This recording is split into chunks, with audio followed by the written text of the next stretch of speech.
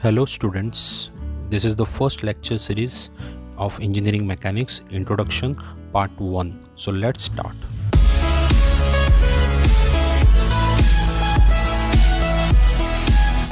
So mechanics. So what is called mechanics? Now it is the study of an object at rest or in motion under the influence of force is known as a mechanics. So mechanics किसे कहेंगे? Generally mechanics study है एक object के बारे में जो rest में हो सकता है या मोशन में, but under the consideration of force. If there will be no force then there will be no mechanics. So force रहना चाहिए अगर हम मैकेनिक्स के बारे में बात कर रहे हैं. Okay, so now will move for the what are the branches of mechanics. Mechanics generally कितने ब्रांचेस, कितने टाइप्स के होते हैं? Okay, generally it is of 3. The mechanics of rigid body. Mechanics of rigid body ही हमारा engineering mechanics है. हम जो अब पढ़ेंगे ये सब मैकेनिक्स ऑफ रिजिड बॉडी ही है. So this is mechanics of rigid body. Rigid body मतलब क्या है ना? Simply after application of force, मैं अगर फोर्स अप्लाई करता हूँ या रिमूवल करता हूँ फोर्स को, अगर उसमें शेप एंड साइजेस कुछ चेंजेस नहीं होंगे, डिफॉर्म नहीं होगा, तो उसे हम मैकेनिक्स ऑफ रिजिड बॉडी कहेंगे. Okay, then comes mechanics of solid. इसे मैकेनिक्स ऑफ सॉलिड कहते हैं, इसको स्ट्रेंथ ऑफ मटेरियल कहते हैं. जहाँ पे हम अगर फोर्स अप्लाई करें उसका अगर शेप एंड साइज कुछ अगर चेंजेस होते हैं, that is known as a mechanics of solid. If there will be any deformation due to the force, application of the force, that is known as a mechanics of solid. And the third one is mechanics of fluid. Mechanics of fluid means the mechanics in the fluid means it is maybe in air or in liquid का अगर mechanics हम पढ़ेंगे उसे mechanics of fluid कहेंगे. Though our syllabus engineering mechanics is only about the mechanics of the rigid body. Okay, so now we'll go for the types of the engineering mechanics. Generally engineering mechanics दो हैं. One is static, when the body is at rest. Body अगर rest में रहेगा उसके ऊपर हम mechanics study करेंगे, वो स्टैटिक में रहेगा. If body deals with body in motion, that will comes under the dynamics. Okay, so again dynamics is of two. One is kinematics and another one is kinetics. So kinematics किसे कहते हैं ना? It deals with motion without considering force behind the motion. अगर हम किसी भी object के बारे में हम स्टडी करेंगे, सपोज जैसे ना ऑब्जेक्ट के बारे में हम स्टडी करेंगे, सपोज उसका हम वेलोसिटी स्टडी करेंगे, डिस्प्लेसमेंट स्टडी करेंगे, एक्सेलरेशन स्टडी करेंगे, विदाउट ये कैसे मूव कर रहा है, कौन से फोर्स से मूव कर रहा है, without considering the force behind the motion of the body is known as a kinematics. ना जाने ये किस फोर्स से चल रहा है उसको हम कंसिडर नहीं करेंगे. ओके, सिर्फ हम वेलोसिटी, डिस्प्लेसमेंट, एक्सेलरेशन के ऊपर फोकस करेंगे, दैट इज काइनेमेटिक्स. अगर हम वो फोर्स को कंसिडर करेंगे, एक्सटर्नल फोर्स हुआ या बॉडी का वेट है उसको हम कंसिडर करेंगे, that will called as a kinetics. So simply kinetic deals with motion with consideration of force. Okay, so ये रहा इंजीनियरिंग मैकेनिक्स का generally types. Okay, so next जो वर्ड मैंने बोला था, व्हाट इज रिजिड बॉडी. ना the body which doesn't undergo any deformation under the application of force is known as a rigid body. एक body rigid body कब तक है? कब तक एक बॉडी रिजिड बॉडी है? जब तक वो डिफॉर्म नहीं करता है, that is a rigid body. जैसे डिफॉर्म करेगा ये रिजिड बॉडी नहीं होगा, ये तुम्हारा मैकेनिक्स ऑफ सॉलिड में चले जाएगा. So there will be no deformation in shape and size, that body is known as a rigid body. Okay, अब आया force. Force is the most important term जिसे मैकेनिक्स बनता है. Okay, so what is a force ना? It is an action that cause the change of state of rest to motion or vice versa. Simply force क्या है? Force एक action है जो state body का स्टेट को चेंज करता है, either rest to motion or motion to rest. Okay, force को हम स्पेसिफाई कैसे कर पाएंगे ना? There are 3 specification. How you will specify a force. Force को जानने के लिए मुझे 3 स्पेसिफिकेशन चाहिए. कोई अगर एक भी हमें नहीं पता तो हम फोर्स को डिफाइन नहीं कर पाएंगे. Okay, so first thing is that we should know it should have a magnitude. ये कितना मैग्नीट्यूड होना चाहिए? 5 न्यूटन, 4 न्यूटन, ये हमें जानना जरूरी है. Second thing, it should have a direction. इसका डायरेक्शन किधर है, इधर है या इधर है, you have to know that one. Equilibrium and the third one is the point of application. Application कहाँ पे हो रहा है, फोर्स ऊपर में अप्लाई हो रहा है या बाएं तरफ हो रहा है या नीचे हो रहा है, that you have to know. So these are the three specifications are required to define the force. So force के लिए तीन, एक मैग्नीट्यूड होना चाहिए, एक डायरेक्शन होना चाहिए और एक you should know the point of application. Okay, now will move for the classification of forces. Forces को कितने टाइप्स के क्लासिफिकेशन जो इंजीनियरिंग मैकेनिक्स में जनरली यूज होते हैं. Okay, so the first one is the coplanar forces. So coplanar forces किसे कहते हैं ना, अगर forces whose line of action lie in one plane, अगर सारे फोर्सेस तुम्हारे एक ही प्लेन में रहेंगे, that is known as a coplanar forces. So means it should be a two dimensional. Okay, then comes non-coplanar forces. Non-coplanar forces is that forces whose line of action lies more than one plane. अगर सारे forces एक plane से ज़्यादा plane में act कर रहे हैं, then that is known as a, suppose look यहाँ पे x, y, z तीनों डायरेक्शन में अप्लाई हो रहे हैं, so it is an non coplanar forces. Then comes concurrent forces किसे कहेंगे ना, if all the forces are acting on a single point, अगर सारे forces एक point में act करेंगे, that is known as a concurrent forces. Okay. Then comes collinear forces. Collinear forces किसे कहेंगे ना, if all the forces acting on a single line, अगर सारे forces एक line में act कर रहे हैं, that is known as a collinear. यहीं से collinear line है, so it should be in single line. Okay, then we'll move for the parallel forces. If forces are parallel to, अगर forces parallel to each other हैं, उसे parallel forces कहते हैं. Generally parallel forces again दो types के होते हैं. एक होता है like parallel. Like parallel means both the parallel to each other and moving in same direction. Second one is unlike, if they are going in opposite direction, that is unlike parallel. Okay, then comes non parallel forces. ना if forces are not parallel to, अगर forces parallel to each other नहीं होंगे, that is will be non parallel forces.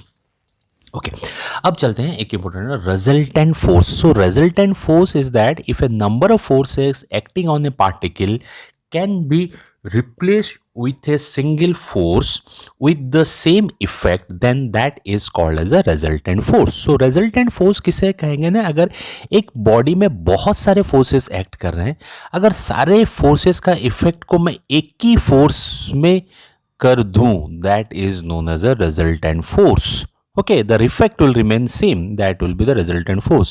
Then comes composition of forces. Now the process of finding out the resultant force is called as composition of forces.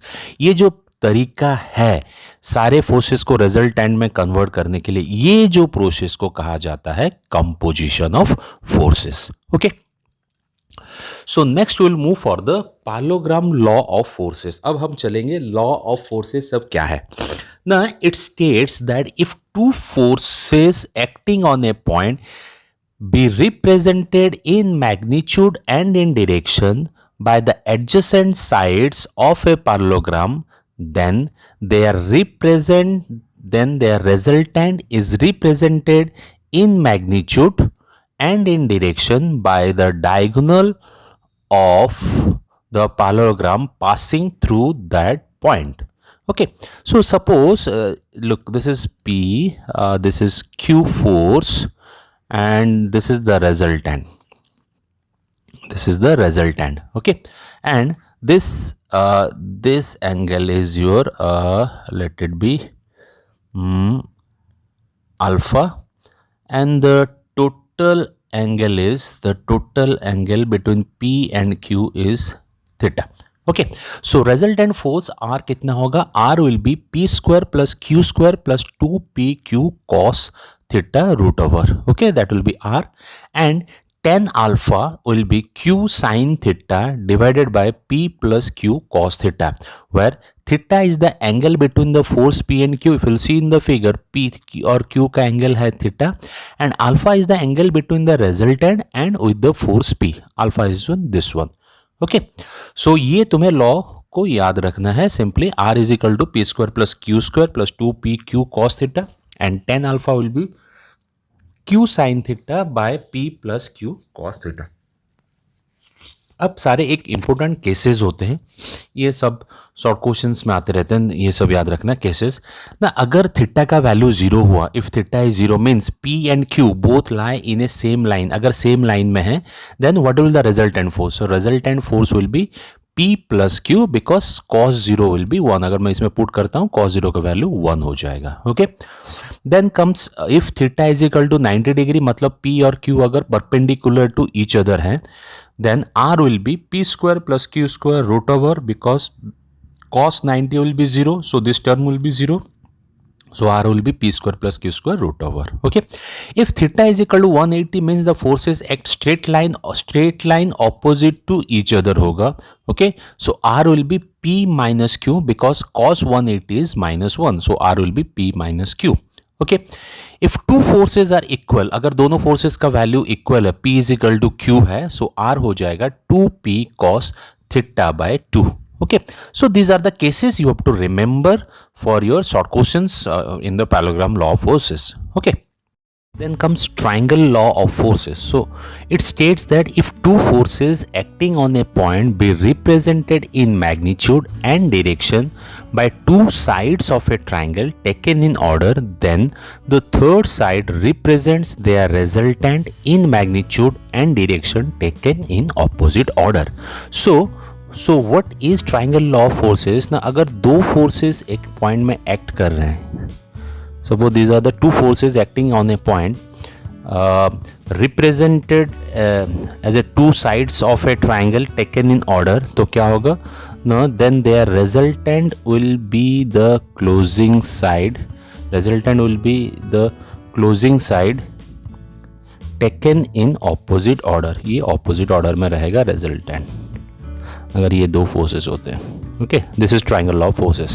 Okay, now we'll move for the polygon law of forces. Now it states if a number of concurrent forces acting on a particle be represented in magnitude and direction by the sides of a polygon taken in order, then their resultant is represented in magnitude and direction by the closing sides of the polygon taken in opposite order. So polygon law simply says that अगर बहुत सारे forces, suppose these are the forces acting as it sides of an polygon in an order, अगर एक order में हैं ये सारे forces, then the resultant will be the closing side, ये resultant closing side होगा और ये opposite order में होगा. That is known as the polygon law of forces. Okay, then comes principle of transmissibility. It's a very important short question. So what is that? It states that the effect of a force acting on a body remains unchanged if it is transmitted to the other point along its line of action within the body. So principle of transmissibility कहता है ये अगर एक body है, अगर P force is applying here, then it can be shown like this one, that it is passing that along of line of action में हम इस तरफ ला के इसको ऐसे शो कर पाएंगे. अगर मैं और एक एग्जांपल बताऊं, if it is an ball जिसका वेट W आ रहा है, इस फोर्स को मैं this can be I can show like this one. Okay, along the line of action, ये चीज आपको along its line of action में आप उसको दिखा सकते हैं. That is known as a principle of transmissibility. Okay, next comes law of superposition. Okay, now it states that the effect of forces on an equilibrium body remains unchanged if we add or subtract equilibrium forces on the original system. So law of superposition जानने के लिए मैं आपको तीन diagram बनाता हूँ. देखिए, so law of superposition क्या कहता है, अगर हम किसी भी इक्विलिब्रियम बॉडी में, अगर ये इक्विलिब्रियम बॉडी है, अगर यहाँ पे सपोज चार फोर्सेस एक्ट कर रहे हैं, this is F1, this is F2, this is F3, F4. Okay, चार फोर्सेस एक्ट कर रहे हैं.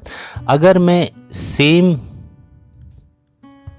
फोर्सेस हैं, ओके, अपार्ट फ्रॉम दैट और दो इक्विलिब्रियम फोर्सेस को मैं ऐड करता हूं, दैट इज F5, F6, और मैं ओरिजिनल फिगर से इक्विलिब्रियम फोर्सेस को मैं सब्ट्रैक्ट करता हूँ, this is F1 and this is F2, then the effect will remain same. किसी भी इक्विलिब्रियम बॉडी में अगर हम किसी इक्विलिब्रियम फोर्सेस को ऐड करें, अगर हम किसी भी इक्विलिब्रियम बॉडी में इक्विलिब्रियम फोर्सेस को ऐड करें, जो मैंने यहाँ पे किया है, या इक्विलिब्रियम फोर्सेस को सबट्रैक्ट कर दें, यहाँ पे सबट्रैक्ट किया हो, then the effect of the force will remain unchanged. That is known as a law of superposition. उसे लॉ ऑफ सुपरपोजिशन कहते हैं. ओके, तो ये चीज थोड़ा याद रखना, इक्विलिब्रियम बॉडी में इक्विलिब्रियम फोर्सेस ऐड करना है. अगर खाली फोर्सेस तुम लिख दोगे तो it will be wrong answer. Okay, then comes Lami's theorem. Okay, now it states that if three forces acting at a point are in equilibrium, then the ratio of any force will be equal to the sine angle between the other two forces. लामिस theorem generally problem, हम कुछ problem लामिस theorem में से भी solve करते हैं. Okay, so what is Lami's theorem ना, अगर तीन forces suppose P Q R, okay, let it be gamma, let it be alpha and let it be beta. Okay, so लामिस theorem कहता है अगर तीन फोर्सेस इक्विलिब्रियम में होके एक पॉइंट में एक्ट कर रहे हैं, देन उनका रेशियो कितना होगा ना, P to the sine angle. Sine angle कितना ना, उसको छोड़ के और जो दो फोर्सेस है उनका जो एंगल होगा, so P by sine alpha, okay, is equal to Q, उसको छोड़ के दो फोर्सेस पी आर का, beta Q by sine beta is equal to R by sine gamma. This is Lami's theorem. Okay, actually हम ज़्यादा problem लामिस theorem में नहीं करेंगे, हम सब रिजोल्यूशन फोर्सेस में करेंगे जो हम नेक्स्ट में पढ़ेंगे. क्यों करते हैं ना, लामिस थ्योरम में दो तीन कंस्टेंट होते हैं. पहला चीज़, यहाँ पे ओनली 3 फोर्सेस होंगे तब एप्लीकेबल होगा, 3 फोर्सेस. ओके, और एक चीज़ है, और सारे फोर्सेस एक पॉइंट में एक्ट करना चाहिए. ओके, सिंगल पॉइंट, यू में से it should B A collinear, single point में एक्ट करोगे तब जाके तुम लामिस थ्योरम का अप्लाई कर पाओगे. Okay, now will move for the types of supports and joint. जब हम मैकेनिक्स का प्रॉब्लम सॉल्व करेंगे, what are the types of joints will overcome जो हम फेस करेंगे. Generally 2D mechanics, engineering mechanics में जनरली 3 टाइप्स के होते हैं. One is fix joint, one is roller joint, third is hinge और पिन जॉइंट. सो क्या होता है, so fix joint is generally like this one, this will be a fix joint. Okay, so जहीं कहीं पे तुम्हें ऐसे डायग्राम मिले फिक्स जॉइंट, मतलब वहां पे समझना there will be 2 forces are acting, that is along horizontal and along vertical. So whenever there is a fix joint, 2 component horizontal and vertical forces are consider. So whenever do the problems, ऐसे अगर कुछ diagrams रहेंगे, diagram में ऐसा रहा तो वहां पे तुम्हें 2 फोर्सेस लगाने होंगे, एक हॉराइजॉन्टली और एक vertically. Okay, then comes roller joint में. Roller joint will be like this one, एक रोलर हो सकता है, 2 भी हो सकता है, all comes under roller joint. Roller joint में ओनली तुम्हें वर्टिकली ही लेना है, वर्टिकल रिएक्शन को कंसिडर करना है, हॉराइजॉन्टली कंसिडर नहीं किया जाता है रोलर जॉइंट में.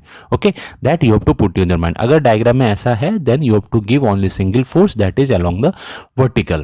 Okay, then the third one is hinge और pin joint. hinge और pin joint मतलब बीच में एक डॉट रहेगा. Okay, it is same as a fix joint. So यहाँ पे भी along horizontally and along vertically तुम्हें देना है.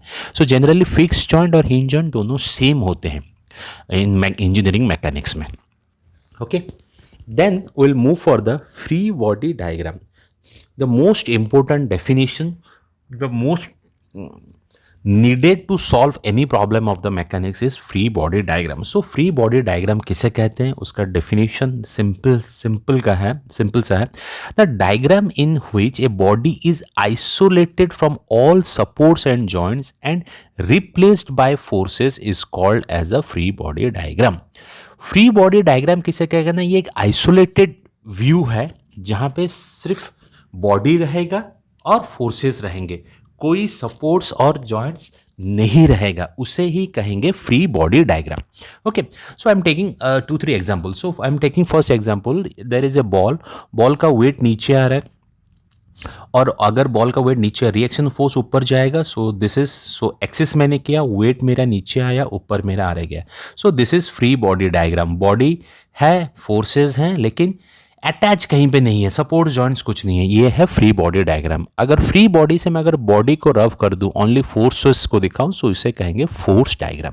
Okay, same wise here another ball is tied with a string, ये string में बांधा गया है. So if I'll draw the free body diagram, the tension will go to that side, weight will come downward and there will be nothing, यहाँ पे कुछ नहीं है, so reaction force नहीं जाएगा, जो जाएगा wall से एक reaction force जाएगा, that is RB. So this is the free body diagram and अगर मैं body को रफ कर दूं तो ये मेरा बन गया force diagram.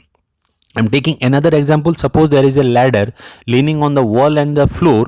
Okay, A and B. So RA will be reaction force from the wall and reaction force from the floor. So RA, RB and weight will be like this one. So this is the free body diagram. अगर मैं यहाँ से body को remove कर दूँ तो ये मेरा बन जाएगा force diagram. So simply it is an isolated view which is free from all supports and joints. Only the force and body will be there. That is known as a free body diagram. So free body में force और body रहना है. Okay. Next we'll go for the method of resolution. So mechanics के जितने भी problem है, all the problems will be solved by the method of resolution. Okay. So क्या procedure है method of resolution? So step 1 है ना, हमें क्या करना है, resolve all the forces horizontally and find the algebraic sum sigma fx. मुझे सारे forces जितने उसको horizontally करके उसका horizontally resolve करके उसका algebraic sum sigma fx निकालना है. Step 2, resolve all the forces vertically and find the algebraic sum sigma fy.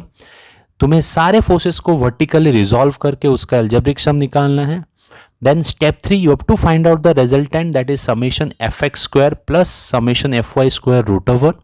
And at step 4, you have to find out the angle tan theta will be sigma fy by fx. So vertical by horizontal. Okay, suppose will take an example. अगर मैं ये चीज़ को example लेके equation लिख के बता दूँ तो मैं समझ में आ जाएगा. Okay, suppose I am taking two forces, this one and this. Okay, suppose I am taking force, this is 10 newton at an angle 30 degree. This is 40 degree at an angle at an 20 Newton. Suppose this is 30 Newton. Okay. अब मैं इसको resolve करूंगा. Method of resolution में 3 forces हैं, मैं उसको resultant find out करूंगा. So first thing is that you have to find out the sigma F X. So sigma F X कितना होगा? सो आई विल रिजॉल्व. सो मैं ये 10 को रिजॉल्व करूंगा एक्स एक्सिस में. सो ये कितना हो जाएगा ना, 10 cos 30. Okay, now the second force is 30 newton is along the Y axis. तो ये एक्स एक्सिस में इसका कुछ काम नहीं है. अब चलेंगे 20. अब 20 को मैं रिजॉल्व करूंगा अलोंग एक्स एक्सिस में. सो ये कितना होगा, 20 cos 40, लेकिन ये ऑपोजिट साइड में जा रहा है. So it will be -20 cos 40. Okay, this is sigma F X. अब मैं फाइंड आउट करूंगा sigma F Y. So F X के समय क्या करना है, left hand side right hand side is equal to लेना. अगर लेफ्ट हैंड साइड आप पॉजिटिव लेते हैं तो राइट हैंड साइड आपको नेगेटिव लेना पड़ेगा. वैसे ही sigma F Y, all the forces going upward will be one direction one sign. If it is going downward it will be other sign. Okay, अब मैं 10 को रिजॉल्व करूंगा वाई एक्सिस में. कितना हो जाएगा ना, 10 sin 30 plus 30 going upward going in same direction. 20 को रिजॉल्व करूंगा, ये हो जाएगा 20 sin 40. तीनों फोर्सेस एक डायरेक्शन में जा रहे हैं, सो सबके सब वैल्यू हो जाएंगे प्लस. यहाँ से तुम्हें सिग्मा एफ एक्स मिल जाएगा, सिग्मा एफ वाई मिल जाएगा. So you can find out the R by sigma F X square plus sigma F Y square root over. Okay, so or you will find out theta is equal to tan inverse sigma fy by sigma fx. so this is the process. अब तुम्हें सारे problem में ऐसे ही करना है. you have to find out the sigma fx, you have to find out the sigma fy and you have to find out the resultant. okay, so this is the process to find out the method of resolution. now mechanical equilibrium. So mechanical equilibrium किसे कहेंगे ना, for equilibrium there should be, it should satisfy the 3 condition. अगर ये 3 condition को satisfy करता है तो इसे कहेंगे mechanical equilibrium. The first one, the sigma F X is equal to 0 where sigma F X means the all the sum of resolve part horizontally direction. okay, that should be equilibrium. Then sigma fy will be equal to 0 means it will be the sum of resolved part of in the vertical direction. okay, x axis x direction and y will be y direction, okay. Then the third one is the summation moment is equal to 0, that sum of all moment acting will be in equilibrium. So if these three conditions are satisfied, then that is known as a mechanical equilibrium. Regarding moment हम next chapter में पढ़ेंगे. So this is all about in the first introduction chapter of engineering mechanics.